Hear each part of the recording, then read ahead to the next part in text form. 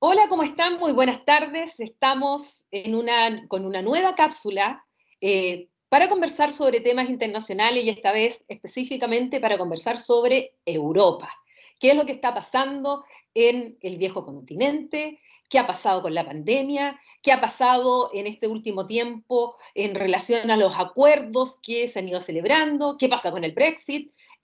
Bueno, hay muchos temas que es muy interesante que abordemos y esta vez lo vamos a hacer con un gran especialista español, doctor en Derecho Constitucional, es profesor académico Ramonet de la Universidad de Valencia, gran amigo, debo decir, esto hay que reconocerlo, y que para mí es un placer el poder conversar hoy día con Antonio Bar, quien va a tratar de ayudarnos un poco a comprender lo que está pasando en Europa, sobre todo para aquellos que nos siguen en los temas internacionales y especialmente europeos.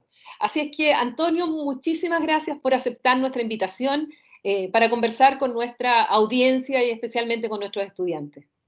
Muchísimas gracias, Paulina. Es un auténtico placer y un honor el que quieras contar conmigo y el poder hablar para tus alumnos y las personas que me consta que siguen tus vídeos mucho más allá del estrecho marco de la vida académica y de Concepción y de Chile. Se te sigue también en Europa y desde luego en España. Yo soy uno de ellos. Antonio, partamos un poco conversando de por qué te interesaste. Pues esta es la pregunta que le hago siempre a los invitados. ¿Por qué te Tú eres un especialista en Derecho Constitucional en España, muy reconocido, pero además eres cátedra Ramone ad personam, has tenido varios proyectos, has sido evaluador de la comisión y has tenido además labores muy importantes en la Unión Europea, que si tú mismo puedes después contarnos un poco. Y bueno, ¿por qué? ¿Por qué te interesaste? Y esto un poco como un mensaje para los estudiantes que hoy día están recién buscando, bueno, qué vía seguir después en su carrera profesional. Es una pregunta muy bonita, Paulina, porque me hace rememorar muchas cosas, ¿no? Yo siempre suelo decir a los alumnos, y serviría para los tuyos también, sobre todo los de Derecho, que nosotros, los juristas, los abogados, los que estudiamos Derecho, a diferencia de los que son ingenieros o los que son arquitectos, ellos estudian para hacer casas y al acabar la carrera hacen casas, hacen puentes o carreteras, ¿no? Nosotros estudiamos Derecho y no construimos nada. Y desde luego si hacemos Derecho Constitucional muchísimo menos, ¿no? Porque si aún siguiésemos la vida privada del derecho, la vía privada del derecho, derecho mercantil o algún otro derecho más práctico, inmediato, como el derecho administrativo, resolveríamos casos cotidianamente o el derecho penal. Pero, por ejemplo, nosotros los constitucionalistas tenemos el mundo muy reducido más allá de la academia, ¿no? Y yo, sin embargo, he tenido la extraordinaria suerte en mi vida de poder hacer lo que eso, de crear y construir constituciones, ¿no? Aunque muy joven participé en el proceso constituyente español como asistente de uno de los padres redactores de la Constitución española. Para mí eso fue una experiencia verdaderamente extraordinaria. Y me preguntas por qué entré en Europa. Y es que cuando se elaboró el Tratado de Maastricht, yo tuve la sensación de que yo tenía que estar allí también y participar de nuevo en la construcción de algo nuevo, de Europa. Evidentemente la participación mía en aquella ocasión fue muy inferior porque lo hice simplemente como académico, ¿no? Y entonces ahí me empecé a interesar en los asuntos europeos que yo sinceramente desconocía. Hasta ese momento el derecho y los asuntos europeos en España estaban en manos de personas como tú, los internacionalistas o los especialistas en relaciones internacionales, pero las personas del derecho constitucional éramos totalmente ajenos. Y de hecho cuando yo me metí aquí en este campo era prácticamente el único de derecho constitucional. Y algunos me veían con cariño y otros me veían con rabia. Decían, ¿qué hace un chico como tú en un lugar como este, ¿no? Pero después del Tratado de Maastricht, que es lo que a mí me hizo introducirme en el mundo de Europa, la construcción de una nueva Europa, con su constitución, etcétera, porque yo creo que a partir de Maastricht ya podemos hablar de que Europa tiene una constitución propiamente dicha, ¿no? Tenemos derechos, tenemos estructura institucional, etcétera, tenemos todos los elementos propios de una constitución. Lo que no hay es un Estado en sentido propio que regule esa constitución, pero la constitución ya está ahí para regular una entidad supranacional que surge en ese momento. Y después he tenido la oportunidad de participar, como sabes también, en la construcción de la autoridad palestina, en cuyo proceso de negociación y redacción de sus textos constitucionales básicos, el acuerdo interino que se llamaba entonces, pude participar de una manera, tuve la inmensa suerte y el honor de participar como asesor jurídico en ese proceso. Y, en fin, mi actividad en este terreno se acabó con la Constitución iraquí del año 2005, donde también participé en la redacción de un aspecto muy, muy concreto, de lo que pretendía ser entonces el reconocimiento de las entidades nacionales autónomas, como los kurdos, etcétera, etcétera, ¿no? Lamentablemente, estas dos experiencias últimas, la palestina y la iraquí, a pesar del esfuerzo de muchos de los que participamos en esto, y desde luego el mío muy en concreto, pues son procesos que se han frustrado, ¿no? Y lo que nosotros construimos, pues apenas perdura o perdura de una manera muy, muy, muy deteriorada. Pero bueno, esto es porque yo me introduje en los estudios europeos, porque después sí, ya hubo una Constitución europea de verdad, en cuyo también proceso de elaboración de manera indirecta yo también participé, porque en aquel momento yo estaba trabajando en el Instituto Europeo en Maastricht y fui asesor de uno de los padres redactores de la Constitución, ¿no? Fundamentalmente en materia, en este caso, administrativa, el derecho a la buena administración y cosas así, que era lo que el Instituto Europeo de Administración Pública en Maastricht hacíamos, ¿no? O sea que soy de esos escasos juristas constitucionalistas que no ha construido puentes, pero al menos puso piedras de algunas de las constituciones de algunos sitios importantes del mundo. Dada tu experiencia con todo lo que nos estás contando, ¿cómo calificarías el momento actual de la Unión Europea y cómo calificarías también los hechos recientes que hemos observado en este primer semestre de este año tan particular que estamos viviendo en el mundo, pero particularmente también en el caso de Europa? Bueno, yo creo que es un momento crucial en la historia de Europa, un momento extraordinariamente difícil, y yo creo que viéndolo ahora ya con cierta perspectiva de apenas unas semanas, claro, la actuación de la Unión Europea ha sido muy, muy positiva, ¿no? Se ha reaccionado bien, quizá no se ha reaccionado tan pronto y tan rápido como se hubiese necesitado, pero se ha reaccionado con contundencia, y el acuerdo del Consejo Europeo del pasado 17 al 21 de julio es un acuerdo extraordinariamente importante, no tanto por los acuerdos de carácter económico que allí se adoptaron, las cifras que son verdaderamente mareantes. Tengo los papeles delante de mí y te lo puedo dar las cifras en cuanto quieras, pero más bien, más que por esas cifras, que estamos hablando de miles de billones en el sentido latino, no miles de millones como dicen los anglosajones, sino de millones, ¿no? Que es un billón de verdad.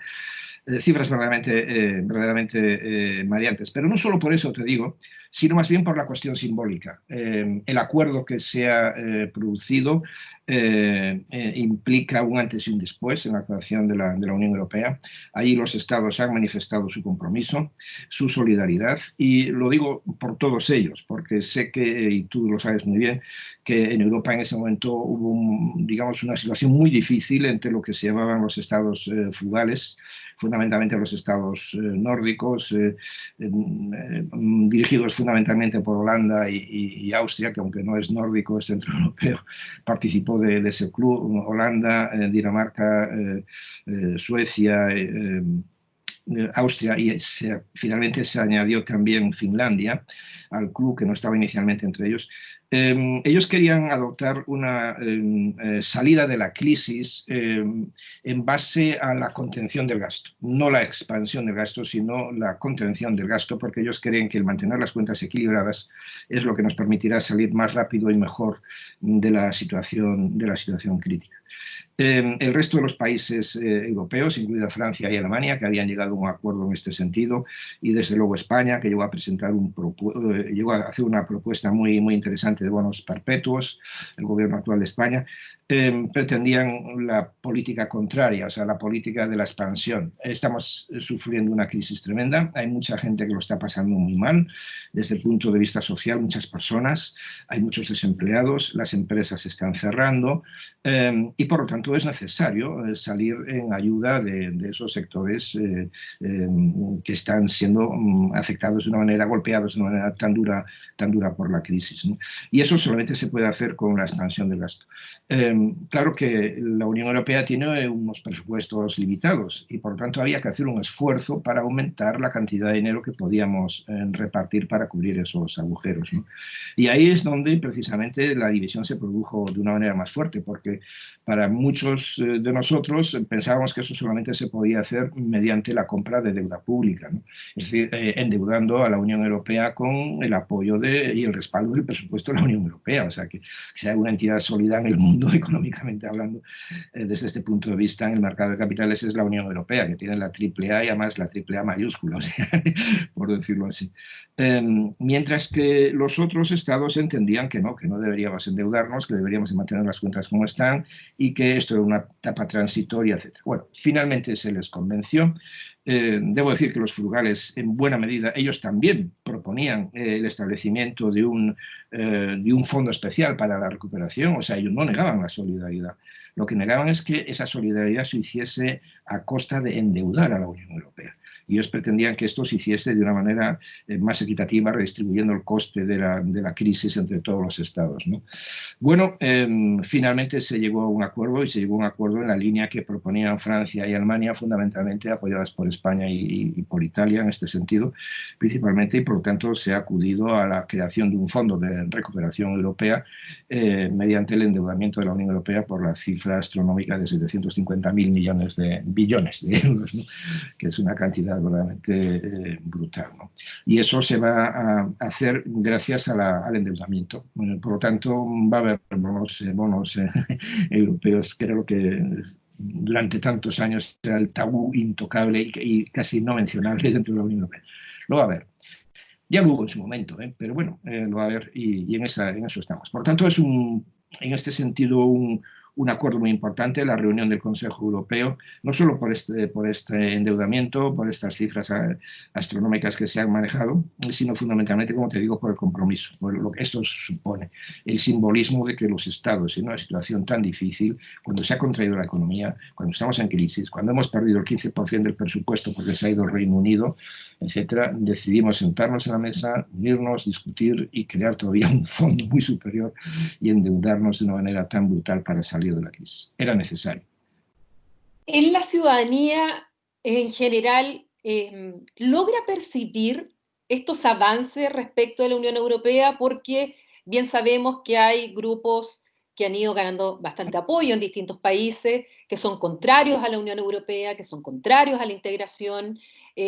La paradoja es que muchos de ellos hoy día criticaban a la Unión Europea por no haber reaccionado rápido frente a la pandemia, siendo que los temas de salud y de fronteras no son de la Unión Europea, son justamente de los estados nacionales porque no han querido transferirla y sin embargo estos grupos le piden a la Unión Europea hacer algo que la Unión Europea no tiene competencias para hacer.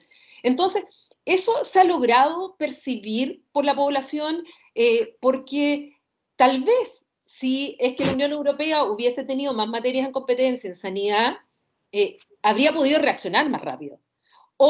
Y también, cuando uno piensa en cómo reaccionó la Unión Europea para la crisis griega, o sea, ahora reaccionó rapidísimo. Sí, entonces, todos estos instrumentos, todos estos acuerdos, que es cierto que cuando uno lee los medios, ve más las peleas entre los frugales y los estados que pedían, que tenían otra posición, pero el ciudadano común y corriente, ¿de verdad está sintiendo que la Unión Europea está yendo en ayuda? Y esto además es una forma de frenar a esos grupos del populismo, tanto de derecha como de izquierda, que tienen una concepción bastante contraria al proceso de integración. Bueno, yo no sé si los ciudadanos lo ven realmente, ¿no? La Unión Europea sigue siendo una gran desconocida para el común de los mortales y de los ciudadanos. Y claro, si yo tengo que explicarle a los ciudadanos, o por ejemplo a mis alumnos, la actuación de la Unión Europea ahora, pues tengo que poner encima de la mesa y poner los papeles delante como los tengo ahora, Paulina, y explicarles las cifras. O sea, tengo que hablar de cantidades de dinero para que entienda la Unión Europea. Y créeme que a mí eso me repugna, porque para mí la Unión Europea no es dinero. La Unión Europea no es, mamá, dame dinero para ir al cine esta tarde. La Unión Europea significa valores, significa derechos, significa un compromiso político, significa algo totalmente diferente. La Unión Europea surge después de la Guerra Mundial para asentar los principios básicos de la democracia frente a lo que había sido el fascismo y lo que era el comunismo en aquel momento, que era el comunismo rampante e invasivo de Stalin, que tenía los tanques muy bien engrasados y quería seguirlos hacer circular por las autopistas que había construido el propio Hitler, ¿no? Por lo tanto, la Unión Europea es más que dinero, ¿no? Pero si yo tengo que explicar ahora a los parados en España o en Italia o en Francia lo que significa la Unión Europea, tengo que decirles, mira, la Unión Europea significa que hay un mecanismo que se llama SURE, utilizando las iniciales en inglés, que significa que va a haber 100.000 millones de euros para que a ti se te pueda pagar el desempleo. Es decir, que tú estés en tu casa sin trabajar y recibiendo la totalidad del salario. Esto no ocurre en ningún país del mundo, Paulina. Esto ocurre en la Unión Europea. Pero claro, si yo les digo esto, dicen, sí, muy bien, pues oye, pues es muy buena la Unión Europea porque da dinero. Y a mí me da pena esto, porque, insisto, la Unión Europea es buena porque hace esto, pero es buena por muchas más cosas. Yo diría, es que la Unión Europea hace esto gracias a que es un sistema de valores, de solidaridad, de derechos fundamentales que nos permite creer en eso y por lo tanto tener la convicción de que no podemos dejar a nadie atrás o que nadie se muera a las puertas de un hospital porque no tiene seguro médico y no puede entrar.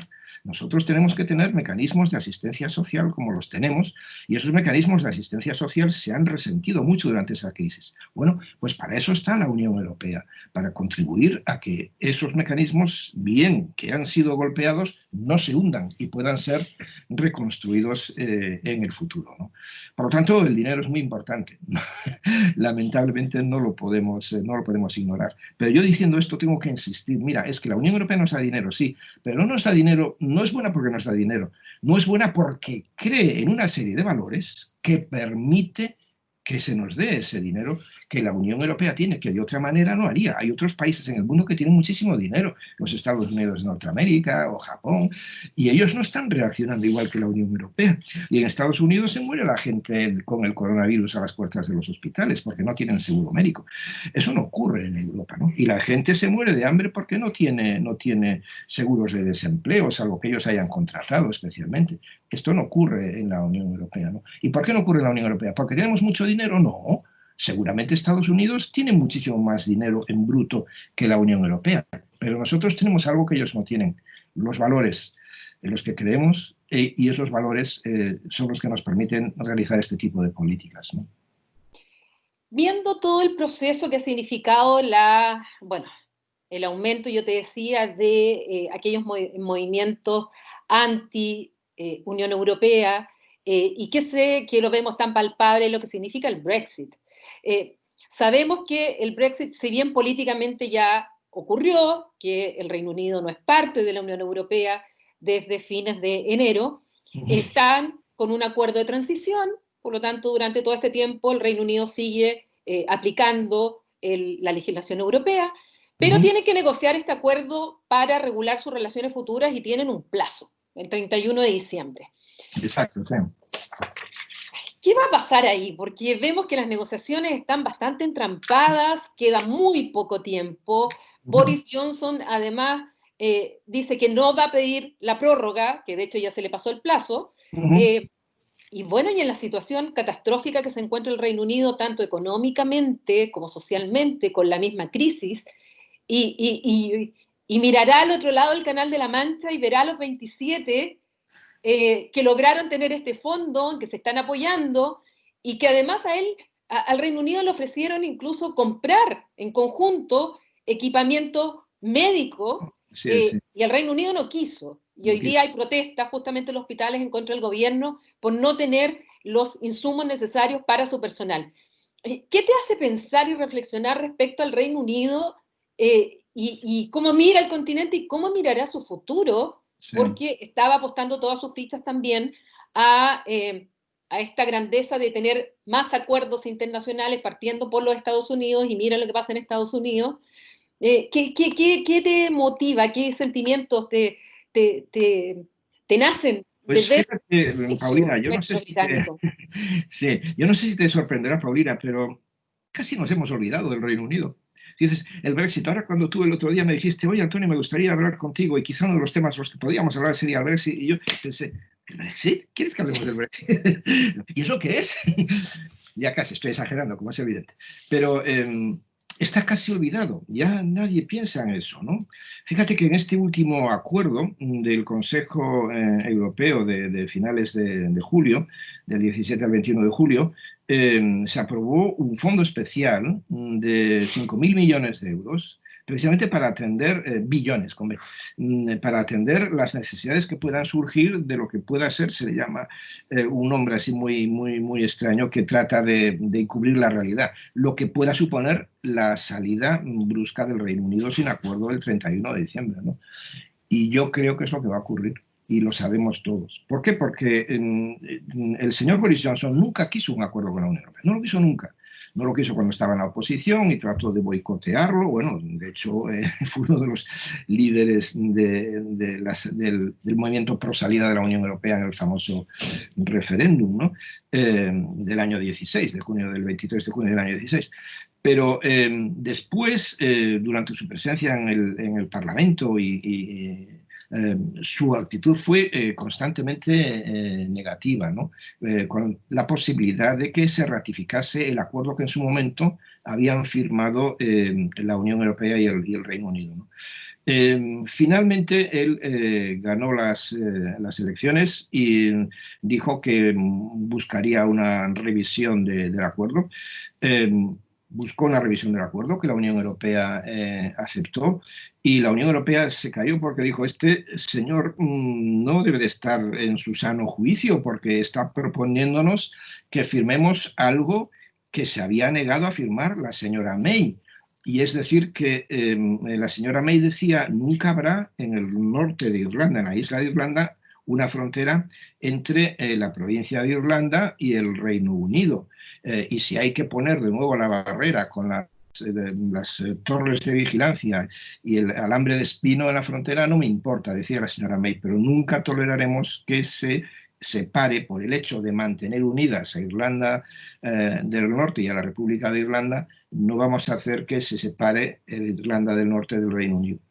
Y fracasó ese acuerdo finalmente la señora May. Bueno, después se hizo, llegó como digo, Boris Johnson, planteó la revisión de ese acuerdo, y la revisión del acuerdo lo que hizo fue precisamente eso, decir, bueno, vamos a asegurar que se mantienen unidas sin fronteras de ningún tipo Irlanda del Norte e Irlanda del Sur, pero, perdón, la República de Irlanda y la provincia de Irlanda del Norte. Y para hacer eso, lógicamente lo que tenemos que poner es porque la Unión Europea tiene que proteger su mercado interior. Y entonces tenemos que poner una frontera ¿en dónde? En el mar, es decir, una frontera entre la provincia de Irlanda del Norte y el Reino Unido. Y esto fue lo que propuso el señor Johnson, y lo propuso desde el nacionalismo más exacerbado. Y como el votante común es absolutamente ignorante de lo que son este tipo de acuerdos internacionales tan complejos, pues votaron a favor de él. El problema que tenemos ahora en la Unión Europea es que sabemos que él va a incumplir ese acuerdo. ¿Por qué? Porque la Unión Europea, como quien dice, ha puesto el control de sus fronteras en manos del Reino Unido. Porque el Reino Unido es el que tiene que hacer los papeles para, digamos, los productos que van a entrar en la Unión Europea a través de Irlanda del Norte. Por lo tanto, saliendo del Reino Unido, entrarán en Irlanda del Norte, y de Irlanda del Norte pasan a la República de Irlanda y están en la Unión Europea. Por lo tanto, el Reino Unido es el que se encarga de mantener esa frontera, de hacer los papeles, de controlar las aduanas, de las tasas de importación, etcétera, etcétera, ¿no? Ha habido ya declaraciones de algunos políticos británicos diciendo que ellos jamás cumplirán ese acuerdo, pero lo han firmado. Y la Unión Europea tiene la creencia de que efectivamente eso va a ser así. Por lo tanto, no solamente el Reino Unido se va a salir por las bravas de la Unión Europea, sino que va a salir incumpliendo precisamente el acuerdo de separación al que llegó con la propia Unión Europea, porque esta es un protocolo sobre Irlanda muy importante que, como tú sabes muy bien, acompaña a ese acuerdo, ¿no? Si esto lo vulneran, están vulnerando el acuerdo de separación y por lo tanto están negando todo, se aíslan totalmente de la Unión Europea. En este momento, en la negociación, hay varios aspectos importantes que se están discutiendo donde ellos son absolutamente inflexibles. La Unión Europea dice, bueno, ¿queréis estar con nosotros y colaborar económicamente, comercialmente, etcétera? Sí, sí, sí, claro que sí. Bueno, pues entonces, si queréis que tengamos un acuerdo estrecho, comercial, omnicomprensivo, tendréis que aceptar que las reglas que regulan las relaciones comerciales sean las mismas prácticamente en el Reino Unido, aunque las normas las elabore un parlamento diferente, tienen que ser prácticamente las mismas en el Reino Unido que en Europa. Por ejemplo, las políticas de ayuda de Estado, etcétera. No puede ser que el Reino Unido, por ejemplo, ayude a sus propias, el gobierno ayude a sus propias empresas y luego esas empresas puedan competir con las empresas de la Unión Europea cuyos gobiernos no pueden subvencionarlas a precios muy inferiores, ¿no? Bueno, eso es lo que se llama level playing field, ¿no? El Reino Unido rechaza totalmente eso, ¿no? Bueno, nosotros no podemos hacer un acuerdo que no incluye igualdad de condiciones para las empresas en los dos lados, ¿no? El otro aspecto muy importante, y eso sí que, porque el Reino Unido siempre pensó que podía tener aliados en Europa, pensando precisamente en Holanda, en Dinamarca, en los países nórdicos, ¿no? Porque siempre han tenido una cierta cercanía. Bueno, no podemos olvidar que Guillermo de Orange, William of Orange, era holandés y fue rey de Inglaterra, ¿no? Bueno, estos países son países que tienen una importante industria pesquera.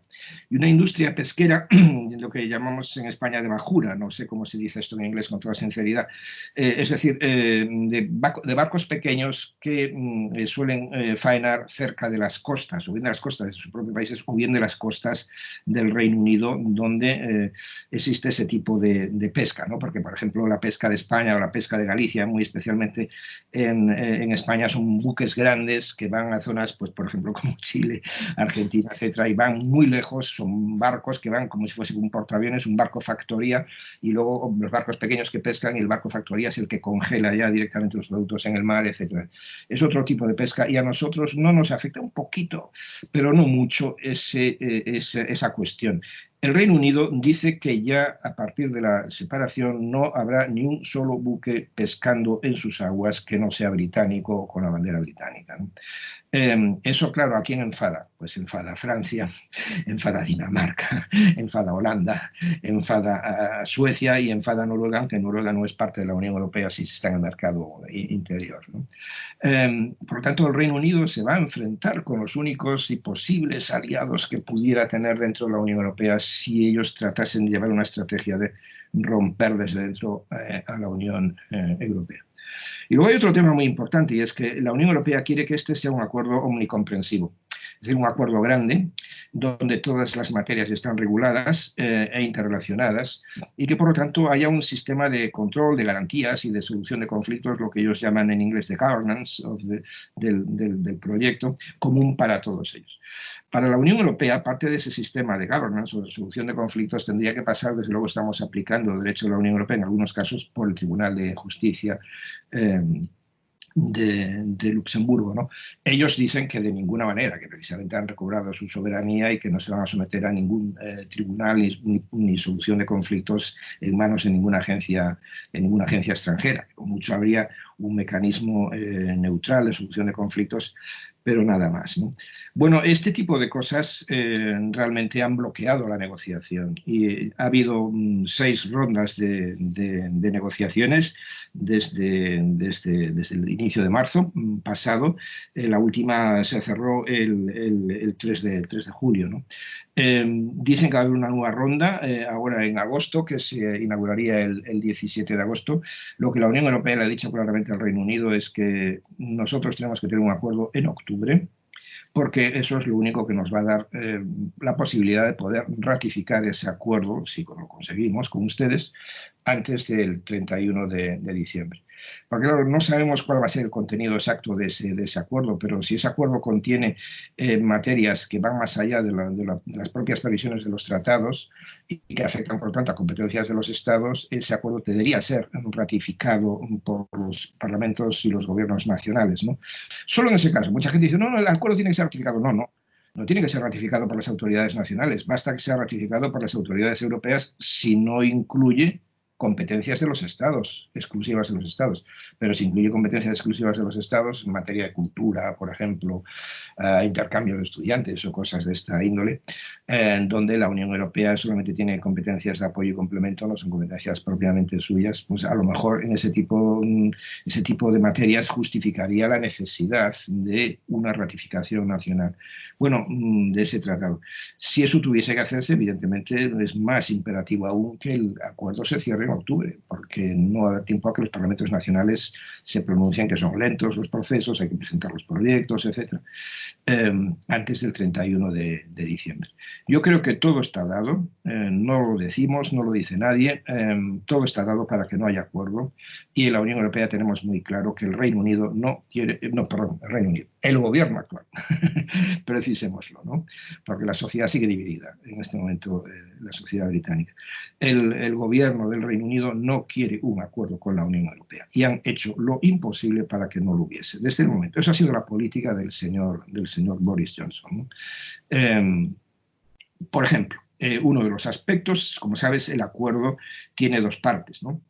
El acuerdo de separación propiamente dicho y una declaración política que es la que inspira precisamente las negociaciones que ahora se están produciendo sobre las relaciones futuras, ¿no?, entre el Reino Unido y la Unión Europea.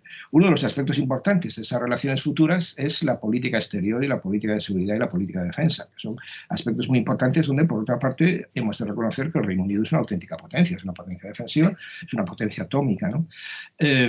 Junto con Francia, antes teníamos dos potencias atómicas en la Unión Europea, ahora solamente tenemos una, porque se ha ido el Reino Unido, nos queda Francia.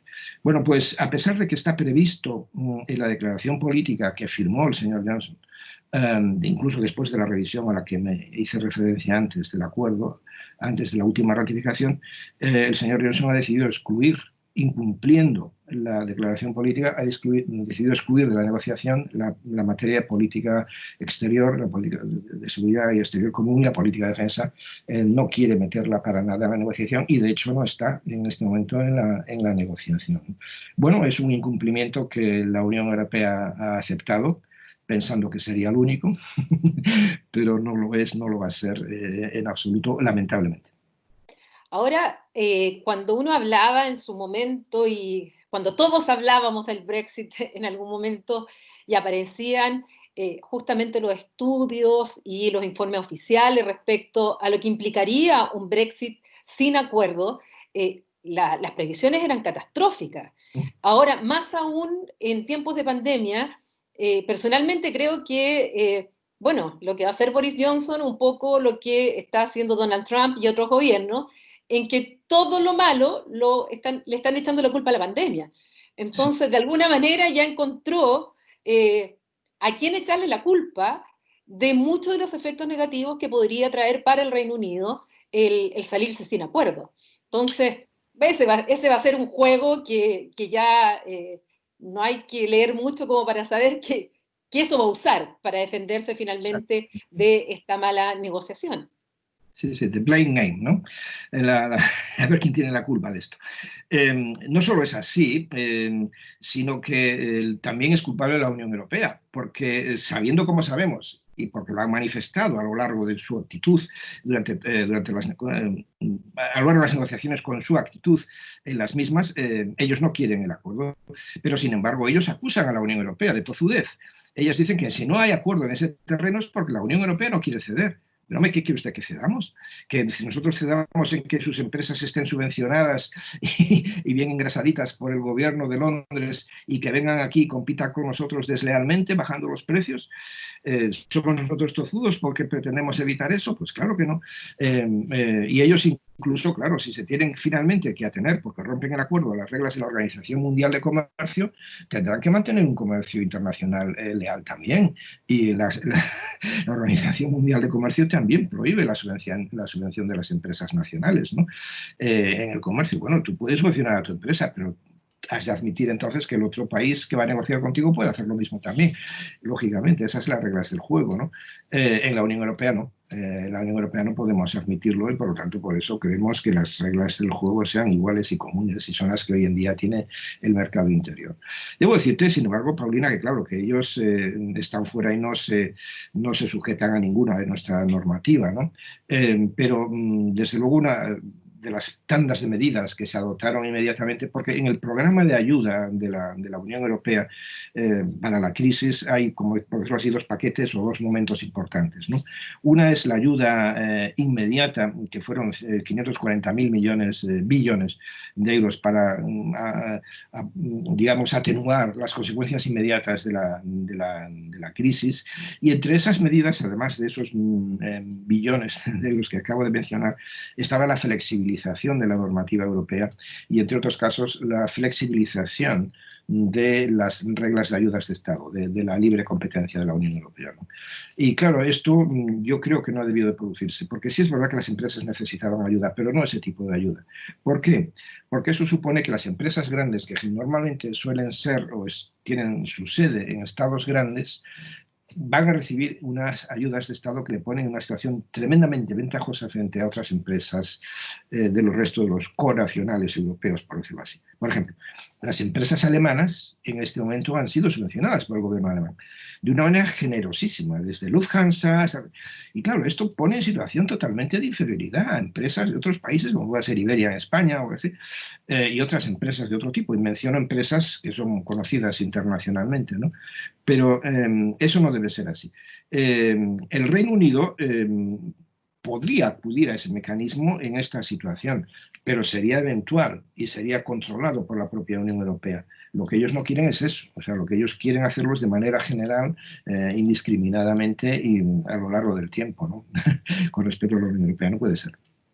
Cambiando de tema, te quisiera preguntar por cómo evalúas tú el rol de Angela Merkel, que ya lleva 4 mandatos, que ya uno puede hacer una evaluación de ella, de toda su evolución como, no solamente como canciller de Alemania, sino también como una de las grandes líderes de la Unión Europea, y donde uno puede ver también una evolución dentro de su propia visión de lo que es Alemania dentro de Europa y lo que es Europa, y sobre todo este último periodo en que efectivamente, incluso sorprendiendo a muchos, en esta propuesta con Emmanuel Macron, se abre a este tabú que decías tú de la mutualización de la deuda, que Sí. fue justamente una posición totalmente contraria a la que tuvo durante mucho tiempo, en especial en la crisis griega.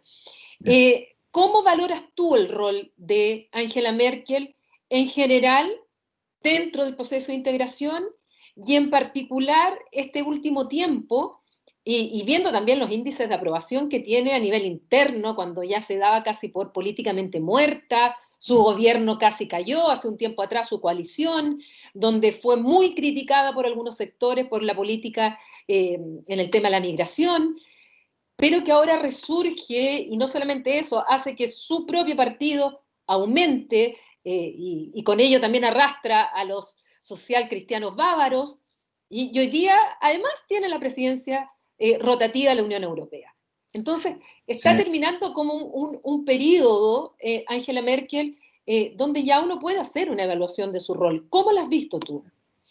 Bueno, yo tengo una opinión altamente positiva de Angela Merkel, no solo por su actitud actual, sino por lo que ha hecho a lo largo de su gobierno, ¿no? No soy alemán, no vivo en Alemania, pero tengo la sensación de que desde que ella está en el gobierno, Alemania ha mejorado muchísimo su situación económica, su situación social, etcétera, etcétera. Pero viéndolo desde la perspectiva de la Unión Europea, que es la que ahora a nosotros nos interesa aquí en esta agradabilísima conversación, Quisiera recordar, Paulina, que fue precisamente durante una presidencia alemana donde logramos salir del terrible impasse que supuso el que Francia votase no a la Constitución Europea y el que Holanda votase no a la Constitución Europea también. En aquel momento entramos en una situación terrible de crisis, de impasse, que no se sabía lo que iba a pasar con Europa, y llegó digamos, la mano de Dios a través de Angela Merkel, que la puso en la presidencia de su país y en la presidencia de la Unión Europea. Ella logró hacer las negociaciones posibles para salir del impasse y que triunfase lo que hoy en día fue, mejor dicho, el Tratado de Lisboa y lo que hoy en día es la Unión Europea, que es el resultado de la reforma que se produjo por el Tratado de Lisboa. Es obra de Angela Merkel, ¿no? El Tratado de Estabilidad y Gobernanza de la Unión Económica y Monetaria fue también mano de Angela Merkel y de un acuerdo en su momento con el señor Sarkozy, ¿no? Ellos lograron la estabilidad económica. Es verdad que ahí se adoptaron medidas duras, el déficit cero, etcétera, pero eran medidas necesarias, porque nosotros teníamos que afrontar un proceso de reforma producto precisamente de la crisis griega. La crisis griega quizás se salvó mal, porque se salvó con mucha crueldad, se salvó con mucha contundencia y quizá había que haber utilizado un equilibrio mayor entre las medidas restrictivas de reforma y las medidas de atenuación del coste social de la crisis económica que tuvo para los griegos. La supresión de las pensiones, la reducción de las pensiones, el desempleo, etcétera, etcétera, ¿no? Pero ella estuvo ahí. Y en Grecia, después de todo, sí, ha tenido que adoptar medidas duras de reforma, pero Grecia salió del pozo gracias a la mano de la Unión Europea y en buena medida gracias a la mano de Angela Merkel, ¿no? Ahora estamos ante una presidencia alemana de nuevo y en la persona de Angela Merkel. Muy pocos políticos en Europa, Felipe González es uno de los pocos, y ahora Angela Merkel, han tenido la presidencia rotatoria de su país en más de una ocasión, ¿no? Además que ahora cuesta más a 27 que te llegue la presidencia. Tienes razón, ahora porque los plazos son mayores, ¿no? Claro. Pues ahí está, ¿no? Y yo creo que su presidencia puede ser decisiva en muchos aspectos. Ya lo ha sido ahora en la aprobación de las medidas para salir de la crisis. Su papel en el anterior Consejo, el último Consejo Europeo, ha sido decisiva. Ella con Macron incluso en algún momento estuvo a punto de levantarse de la mesa, se enfadó mucho con el austríaco, pero Angela Merkel, que es una señora mucho más pausada y meditada, pues logró que las cosas se mantuviesen en sus justos límites, que se quedasen todos sentados en la mesa y que llegásemos finalmente a un acuerdo. Ahora tiene en sus manos el tema del Brexit, Paulina. Yo no sé qué es lo que ella va a hacer ahí, porque claro, la opinión de Europa es muy cerrada. Yo espero que ella no lo rompa por aquello de decir no quiero irme sin haber logrado un acuerdo con los británicos, etc. Si esa fuese la visión que adoptase la señora Merkel, entonces mi visión de ella decaería totalmente y la altísima estima que le tengo desaparecería automáticamente. Pero yo espero y entiendo que no, porque ella no solamente va a velar por su propio prestigio como presidenta, dice, he logrado el acuerdo con ellos, aunque fuese un mal acuerdo. Yo creo que no tiene que haber un mal acuerdo y yo creo que es mejor que no haya acuerdo que haya un mal acuerdo en este caso. Pero será su último papel, porque la crisis ya está, la crisis no está resuelta. Los mecanismos para la resolución de la crisis están resueltos. Se aprobó la ayuda a la pandemia, se aprobó el acuerdo de recuperación para la reconstrucción económica, que entrará en vigor a partir de enero, justo cuando ella deje la presidencia, pero se aprobó gracias a ella, ¿no? Por lo tanto, mi visión de Angela Merkel es altísimamente positiva. Lo que pasa es que personajes tan grandes como ella, siempre hablamos de Europa y de los grandes del pasado, ¿no? Y los ha habido y muchos, ¿no? En el futuro hablaremos de Angela Merkel, ¿no? Como una de las grandes figuras de la historia de la Unión Europea. Y yo creo que el problema que tienen estas grandes figuras es que son muy difíciles de ser sustituidas. Y por lo tanto Alemania va a pasar una crisis cuando definitivamente se vaya la señora Merkel, porque no hay liderazgo similar, igual de ninguna manera, pero ni siquiera similar a larga distancia del extraordinario liderazgo liderazgo que ha tenido Angela Merkel. Y sin embargo yo soy de los que piensa, además lo digo sin rubor y sin complejo de inferioridad alguna, que Europa es la hija de una pareja. Sinceramente no sé quién es el hombre y la mujer en esta pareja, pero esa pareja son Alemania y Francia. Y cuando Francia y Alemania, cuando papá y mamá se llevan bien, la familia va muy bien, lo sabemos todos. Cuando Francia y Alemania se llevan mal, riñen papá y mamá, pues tenemos problemas muy gordos, como los que tuvimos en el Tratado de Ámsterdam, o los que tuvimos hasta el acuerdo finalmente de Niza, también cerca de las 6 de la mañana, una cosa parecida al último Consejo Europeo. Y mira, ahora de la crisis nos van a sacar Francia y Alemania, ¿no? Porque el paquete de recuperación, aunque Francia y Alemania proponían un paquete de 500.000 billones de euros, ahora es de 750.000, o sea, mucho más lo que proponían Francia y Alemania, pero ha sido, por cierto, una alemana quien propuso esta alternativa, que es la actual presidenta de la Comisión, la señora Ursula von der Leyen, ¿no? Por lo tanto, Francia y Alemania son el liderazgo de Europa y yo deseo para esos dos países lo mejor, porque si ellos van bien, Europa va bien. Si ellos tienen un liderazgo fuerte, Macron es un gran europeísta, quizás su liderazgo político en su propio país no es tan fuerte como el de Alemania, pero es un gran europeísta, cree en el proyecto europeo. Angela Merkel lo es también, y de la mano de los dos Europa puede seguir adelante, ¿no? Y muchas veces digo, cuando la gente me pregunta, ¿pero por qué dices eso? Y yo digo, bueno, dale la vuelta a la moneda. Imagínate quién lideraría Europa si no fuesen Francia y Alemania. Sería Hungría y Polonia, quizá, o quizá Polonia y Italia, quizá, o quizá España y Portugal, a lo mejor. No hay liderazgo comparable en Europa al de Francia y Alemania, ¿no? Los necesitamos y es bueno que se lleven bien y es bueno que nos dirijan, ¿no? Aunque es bueno también que cuenten con los demás, ¿no? Claro es. Para ir terminando, ¿y qué pasa con España? El rol de España dentro del proceso de integración europeo.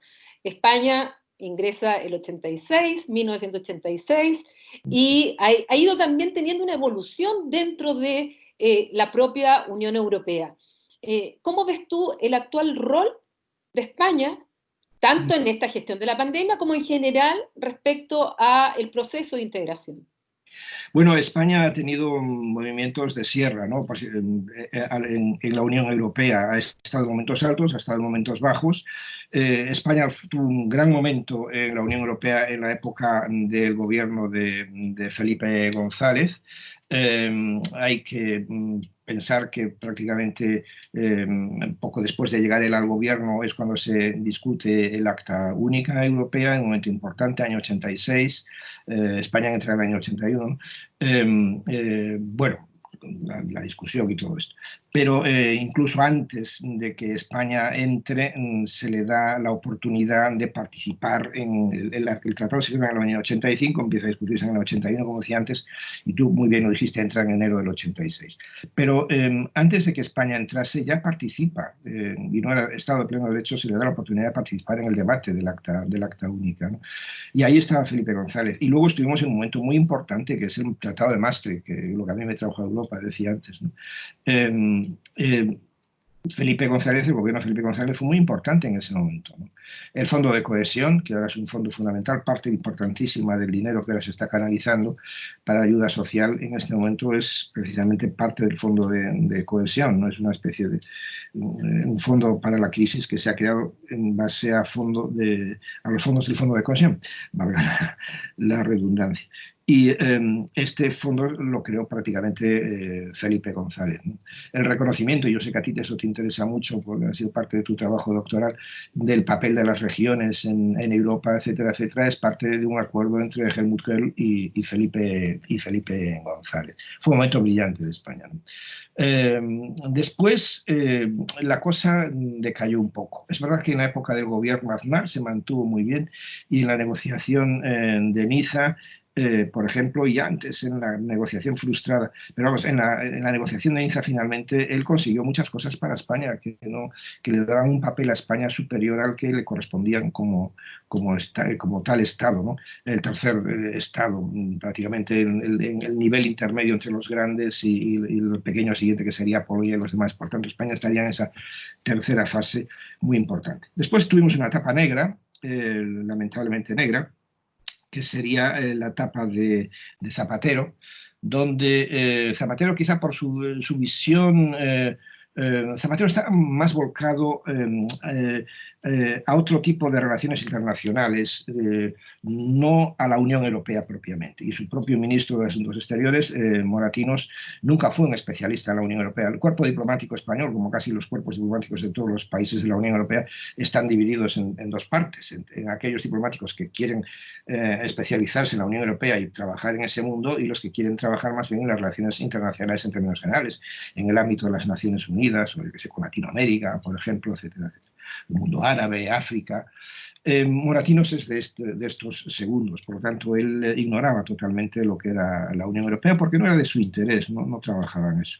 Y claro, el hecho de que fuese ministro de Asuntos Exteriores bajo el mandato de Zapatero hizo que el gobierno de España se resintiese mucho, porque las relaciones exteriores no las hacen, tú lo sabes muy bien, Paulina, no los hacen los presidentes del gobierno, los hacen los ministros o las ministras de Asuntos Exteriores. Ellos son de verdad los que saben y los que dirigen las relaciones exteriores de los países, ¿no? Y en España no teníamos un especialista en Europa en aquel momento, y eso se sintió de una manera dramática. El prestigio de España cayó totalmente, ¿no? Pon aparte ya las relaciones con los Estados Unidos en Norteamérica, ¿no? Donde prácticamente Zapatero estaba vetado, ¿no? Desde un día que hubo un discurso, el discurso del Día de la Hispanidad en España, donde un cuerpo de ejército norteamericano que fue invitado a desfilar, y iban con la bandera norteamericana desfilando, y cuando sale la bandera de un país todo el mundo se pone de pie para saludar, ¿no? Pues groseramente Zapatero se mantuvo sentado cuando pasó la bandera de los Estados Unidos. Claro, los presidentes, Obama incluido, que vinieron después de los Estados Unidos, no se lo perdonaron jamás. Por tanto, España vivió un terrible aislamiento, donde apenas teníamos eco en las cumbres iberoamericanas y los famosos conflictos con Chávez, ya sabes, el rey, ¿por qué no te callas? Y todo eso. Sí. Del rey no vamos a hablar esta vez, ¿sí? Del rey no vamos a hablar. No tenemos tiempo. Me parece muy bien. Lo vamos a dejar para otra. Pero España se quedó atrás en Europa, lamentablemente, se quedó atrás en Europa. Con Rajoy empezamos a ganar poquito a poco, pero no del todo. Y yo creo que con Sánchez, si bien hemos pasado una etapa difícil y la presencia de Podemos en el gobierno yo creo que es totalmente destructiva desde el punto de vista del prestigio y de la percepción de España en Europa, lo tengo que decir y confesar con toda claridad y contundencia. El señor Iglesias es conocido por sus diatribas en contra de Europa constantemente, en contra del euro, en contra de la integración europea, a la que ve como un gran mercado de capitalistas y no como una unión de valores y derechos como yo la veo. Esto se sabe en Europa, lo sabe todo el mundo, y por lo tanto la desconfianza hacia el gobierno de España, no por Sánchez, sino por su amigo y compañero en el gobierno, que es vicepresidente además, el señor Iglesias y Podemos, ¿no?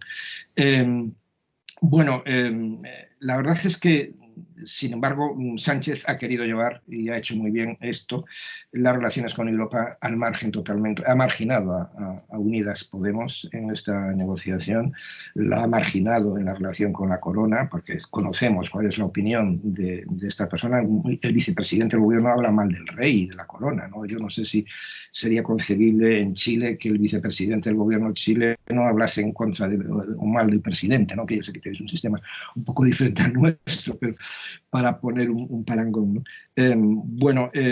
Sánchez, el señor Sánchez llevó la negociación de manera separada en Europa sin Podemos, los marginó precisamente para que no molestasen y no se viese que él participaba de la idea de su socio de coalición, e incluso llegó a proponer un proyecto de bonos permanentes, etcétera, que recibió el apoyo hasta del señor Soros, ¿no? Yo me quedé muy gratamente sorprendido. O sea, cuando vi el documento del gobierno de España dije, por fin, vaya, tenemos un gobierno y un presidente que es capaz de hacer propuestas serias sobre esta cosa tan concreta, pero tan importante como era para Europa, ¿no? Y en buena medida, aunque con matizaciones, claro, la propuesta de España es la que finalmente ha triunfado, pero no porque lo hubiese propuesto España, sino porque la propuso Merkel y Macron, ¿no? Pero bueno, nosotros ya lo habíamos hecho, ¿no? esto es, yo diría, la trayectoria. ¿Qué es lo que va a pasar ahora? Pues no lo sé, porque ahora en España tenemos el problema de cómo gestionar esos fondos. En primer lugar, los fondos importantísimos de la ayuda para atender a la pandemia, que todavía no se han recibido. Ahora ya hablaba recientemente el señor Sánchez de que iban a recibir dinero para pagar a los parados. Se ha utilizado un sistema de desempleo en España especial que permite que la gente esté trabajando en su casa cobrando la totalidad del salario con el compromiso de que eso se lo va a pagar el Estado en parte, ¿no? Es lo que se llaman los ERTES, ¿no? La regulación temporal de empleo, ¿no? Todo eso se va a financiar con dinero de la Unión Europea y ahora se va a pagar, ¿no? Tenemos la crisis sanitaria, los hospitales, hay que rehacer muchas de las cosas que no se hicieron en su momento. Yo creo que habría que ampliar incluso la plantilla y, por supuesto, elevar los salarios de los médicos, cosa que es deleznable en España, personas que tienen una tarea tan importante como es la de salvar nuestra vida, la tuya, la mía, la de todos, que se les pague tan poco, ¿no? Bueno, todo eso se va a hacer precisamente en parte con dinero de la Unión Europea. El MEDE, en este caso, es un crédito, pero es un crédito especial, prácticamente sin interés para atender la crisis sanitaria. Bueno, eso en este momento, hasta diciembre, Paulina, pero luego en enero, palabras mayores. En enero tenemos el dinero para la recuperación económica. ¿Y entonces eso qué significa? Eso significa que eso solamente se recibirá con una presentación en Bruselas de planes concretos de reforma muy bien estudiados, fundamentalmente teniendo en cuenta la dimensión verde de la Unión Europea, la digitalización de la economía, etcétera, etcétera. ¿Va a lograr el señor Sánchez una opinión sólida, homogénea de su propio gobierno para conseguir la utilización de esos fondos, cuando la visión de la economía y de los planes de reforma de Unidas Podemos es tan diferente? ¿Va el señor Sánchez a basar sus planes de reforma en el apoyo de los separatistas catalanes o de los previamente terroristas, hoy en día ya no, menos mal, de Bildu, que son los que le han apoyado en las últimas medidas en el Parlamento español? Claro, es una cosa muy difícil. Es una cosa muy difícil. Y es posible que el señor Sánchez, no lo sé, nadie habla de eso en España en este momento porque estamos pensando en otras cosas, pero es posible que el señor Sánchez tenga que revisar su gobierno y la coalición que le apoya, la coalición parlamentaria que le apoya, para conseguir llevar adelante de una manera positiva los proyectos de reforma que le pide la Unión Europea para darle esa cantidad ingente, mareante de dinero que está ahí esperándonos, ¿no? Para terminar, quisiera preguntarte qué mensaje tú le enviarías a quienes nos están escuchando. Muchos son estudiantes de pregrado, de posgrado, en distintas carreras, sobre todo nos escuchan muchos de las carreras de Derecho, de Ciencia Política, de Relaciones Internacionales, de Economía. ¿Qué mensaje le darías tú a estos jóvenes que están recién formándose en relación a su futuro, en estos tiempos tan complejos, pero al mismo tiempo en el cual hay que prepararse? Mucho, tal como tú decías, que es muy importante la preparación y en estos temas que algunos tiempo atrás decían, no, es una élite académica, son los diplomáticos los que se enteran de esto, pero en realidad uno se da cuenta hoy día que las decisiones internacionales van desde lo global a lo local y al revés, de lo local a lo global. Entonces, ¿cuál sería tu mensaje para terminar nuestra conversación a todos estos estudiantes? Bueno, que estudien, que se preparen, que tienen una magnífica maestra en ti, pero que fundamentalmente vean a lo que tú te dedicas. Yo creo que para un país como Chile, que está un poco ahí, antes lo decíamos geográficamente hablando, claro, un poco lejos, ¿no?, de lo que son los centros geopolíticos del mundo, los Estados Unidos, Europa, etcétera, es muy bueno que ellos se preparen y salgan y entren en la medida de lo posible en contacto con ese mundo, porque es fundamental para su formación y para su propia visión y el gobierno del propio Chile. Es decir, un estudiante que estuvo en Europa o que estuvo en Estados Unidos que ha adquirido, como ha ocurrido con tu caso, una formación cosmopolita, tiene una visión diferente de las cosas. Y cuando llega a su país tiene muchas más cartas en las manos para poder resolver los problemas cotidianos, ¿no? Es decir, no siempre se resuelven los problemas estando todo el día metido en el mismo edificio y encerrado en la misma habitación. Hay que abrir las ventanas, hay que salir, hay que ver lo que se hace fuera, cómo se hace, aprender de ello en la medida de lo posible, y yo por lo tanto les animo a que lo hagan. Y además es que después de todo, Paulina, es muy bonito. Lo que tú haces es precioso, lo que yo he tenido la oportunidad de hacer y en buena medida sigo haciendo es muy bonito también. Desde luego a mí me entusiasma las relaciones europeas, el gobierno de Europa, la Constitución de Europa. Para mí es fundamental. Tanto es así que yo prácticamente me ocupo muy poco de España, ¿no? A veces algún periodista me dice, ¿qué opina usted del gobierno Sánchez o de esto o de aquello? Y yo, no, perdone, mire, yo es que mi bandera es azul y con 12 estrellas amarillas y mi capital está en Bruselas. O sea, no me pregunte usted, para fastidiarlo digo. Me pasa algo parecido cuando me preguntan por situaciones nacionales en Chile, que la verdad es que leo más la prensa europea que la propia nacional. No lo desprecio, Paulina, pero es otro mundo, cada uno tiene opciones. Tú me has preguntado qué le aconsejo yo a alumnos que entendemos que están escuchando este vídeo y que por lo tanto suponemos que les gusta este mundo, ¿no? Pues yo les animo a que sigan en él, que profundicen en él y que su futuro será muy bonito y muy brillante si lo hacen. Y haciéndolo van a ayudar mucho a su propio país, que es Chile, al que yo le tengo también, como ya sabes, un extraordinario cariño. Muchas gracias, Antonio. Bueno, no sabemos cuándo será nuestro encuentro presencial en Valencia o en Chile. Solo el destino lo dirá. Pero mientras tengamos las tecnologías, bueno, vamos a seguir en contacto y te agradezco de verdad esta conversación tan profunda respecto a lo que está pasando en Europa y viniendo de ti, un conocedor absoluto de estos temas. Así es que muchas gracias y muchas gracias por la amistad de tantos años. Muchísimas gracias a ti, Paulina, por contar conmigo de nuevo. Ha sido un extraordinario placer estar contigo y un saludo también a todos tus alumnos que nos estarán viendo. Muchas gracias. Nos vemos muy pronto, ojalá. Adiós. Sí, adiós.